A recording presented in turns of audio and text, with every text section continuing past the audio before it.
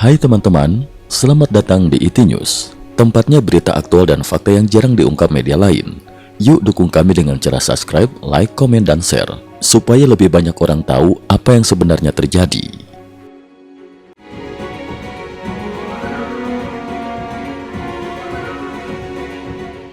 Salam pemirsa, Jenewa, 26 Februari 2026.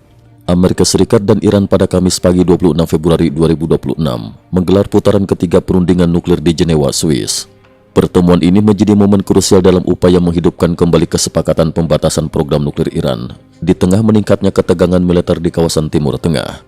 Namun sumber diplomatik menyebutkan bahwa sesi awal perundingan hanya berlangsung sekitar 15 menit sebelum dihentikan untuk konsultasi internal masing-masing delegasi. Situasi tersebut langsung memicu spekulasi bahwa jurang perbedaan antara Washington dan Teheran masih sangat lebar. 5 tuntutan utama Washington. Dalam pertemuan tersebut, delegasi Amerika Serikat dilaporkan mengajukan 5 tuntutan utama kepada Iran yang oleh sejumlah pengamat dinilai lebih menyerupai ultimatum dibanding proposal kompromi. Kelima tuntutan tersebut meliputi 1. Penghancuran total 3 fasilitas nuklir utama Iran, Fordow, Natanz, dan Isfahan, yang selama ini menjadi pusat pengayaan uranium dan penelitian nuklir. 2. Penyerahan seluruh stok uranium yang telah diperkaya kepada Amerika Serikat, disertai penghentian permanen aktivitas pengayaan. 3. Penghapusan Sunset Clause yang tidak adanya batas waktu kadaluarsa dalam perjanjian. Artinya, pembatasan terhadap program nuklir Iran akan bersifat permanen. 4.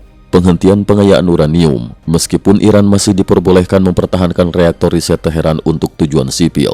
5. Keringanan sanksi bertahap dan terbatas pada fase awal. Pencabutan sanksi secara luas hanya akan diberikan jika Iran terbukti mematuhi seluruh ketentuan secara permanen. Seorang analis kebijakan luar negeri di Washington menilai struktur proposal tersebut menunjukkan pendekatan maksimalis dari pemerintahan Presiden Donald Trump. Penolakan tegas Teheran.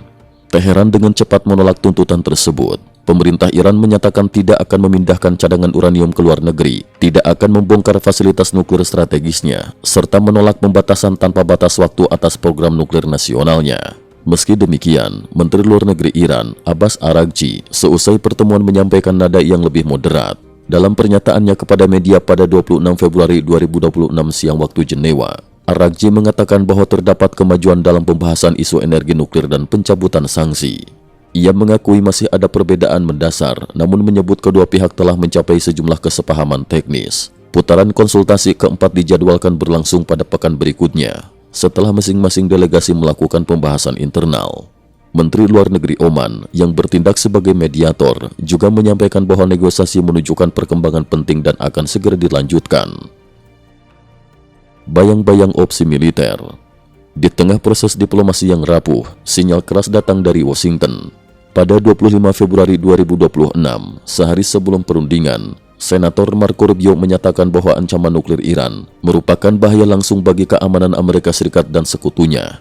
Ia menuduh Teheran terus berupaya memulihkan kapasitas nuklirnya secara sistematis. Intelijen Amerika memperkirakan Iran memiliki persediaan rudal balistik terbesar di Timur Tengah dengan jangkauan yang berpotensi mencapai sebagian besar wilayah Eropa. Wakil Presiden, J.D. Vance, juga menegaskan bahwa Iran tidak boleh memiliki senjata nuklir, menyebut momentum ini sebagai kesempatan terakhir yang diberikan Presiden Trump kepada Teheran. Kesiapan militer dan keterbatasan amunisi. Pentagon dalam beberapa hari terakhir mengumumkan kesiapan tambahan di kawasan Timur Tengah. Departemen Pertahanan AS mengonfirmasi pengembangan drone berbiaya rendah bernama Lucas, hasil rekayasa balik dari drone Shahed buatan Iran. Drone tersebut diperkirakan bernilai sekitar $35.000 AS per unit. Model serupa sebelumnya digunakan Rusia dalam ribuan serangan terhadap Ukraina. Namun di sisi lain, Pentagon juga mengakui bahwa persediaan amunisi presisi tinggi Amerika hanya cukup untuk sekitar 7 hingga 10 hari operasi intensif. Produksi ulang amunisi jenis ini membutuhkan biaya besar serta waktu yang tidak singkat.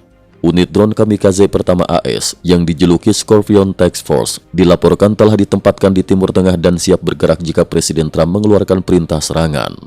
Saat ini, 2 kapal induk Amerika Serikat berada di kawasan, didukung kapal perusak serta ratusan pesawat tempur dalam status siaga tinggi.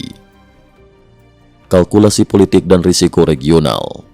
Sumber di Washington menyebutkan, Presiden Trump dijadwalkan mengadakan pertemuan dengan para pejabat keamanan nasional sebelum pukul 15.00 waktu setempat, sekitar 1 jam sebelum penutupan perdagangan Wall Street, untuk mengevaluasi perkembangan diplomasi dan opsi kebijakan selanjutnya. Seorang pejabat Israel secara anonim menyatakan, jika perbedaan mendasar tidak segera diselesaikan, serangan udara terhadap fasilitas nuklir Iran mungkin tak terhindarkan. Beberapa sumber menyebut lingkaran inti Presiden Trump cenderung membuka peluang bagi Israel untuk bertindak lebih dahulu, sehingga respon Iran dapat memperkuat legitimasi intervensi militer di mata publik Amerika. Namun terdapat kekhawatiran serius bahwa konflik berkepanjangan akan menguras stok amunisi AS dan secara strategis membuka ruang bagi Tiongkok untuk mengambil langkah terhadap Taiwan. Sumber lain menyebut opsi yang dinilai paling realistis adalah operasi militer gabungan AS Israel. Di dalam negeri, Partai Republik secara umum mendukung pendekatan keras terhadap Iran, termasuk kemungkinan perubahan rezim. Namun terdapat kehati-hatian terhadap risiko korban militer Amerika dalam konflik langsung. Titik kritis diplomasi. Putaran kedua perundingan pada 26 Februari 2026 menjadi titik penentu apakah jalur diplomasi masih dapat dipertahankan atau justru membuka babak baru konfrontasi militer di Timur Tengah. Dengan tuntutan maksimal dari Washington dan penolakan tegas dari Teheran, masa depan negosiasi tampak berada di ujung tanduk. Dunia kini menanti apakah putaran keempat pekan depan mampu menjembatani jurang perbedaan, atau justru menjadi langkah terakhir sebelum eskalasi yang lebih luas terjadi. Cukup sekian dulu, terima kasih atas perhatiannya. IT News juga memiliki channel di platform kancing.com. Mohon kunjungan dan bantu subscribe agar bisa mengikuti perkembangan dunia tanpa batas. Terima kasih. Link kancing ada di dalam description.